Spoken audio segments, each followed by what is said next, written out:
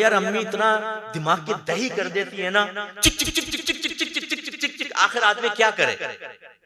ओए होए मासूम बच्चे, तेरा बॉस तेरे दिमाग की दही करे, कभी चढ़े बॉस के ऊपर? कोई ताकतवर आदमी तुम्हारे दिमाग की दही करे, कभी गरीबान पकड़ा तुमने, तुम्हारे दांत तोड़ देगा वो। लेकिन माँ के बारे में तुम ये कहते हो कि जी दिमाग की दही कर दी इसलिए मैं हाइपर हो गया तो ऐसा कर दिया।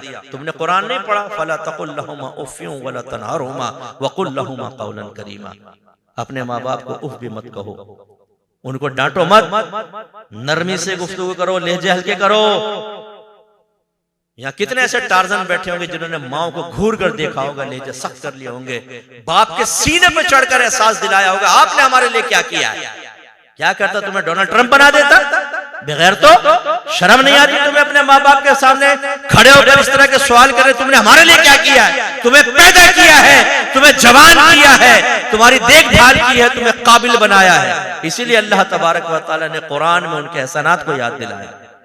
इस तरह के हजारों गुनाह घर में हो रहे हैं, परवाह ही नहीं है कि हम गुनाह कर रहे हैं, डेली कबीरा गुनाह कर रहे हैं, सीखने से आता है। तो अब नबी करीम ने फरमाया इसका भी ख्याल रखें, और फिर इसके बाद फसलु अहल ज़िक्र इन कुंतुम ला तालमून, क्योंकि फर्ज उलूम में तमाम चीजें यकीनन नहीं आ जाएंगी।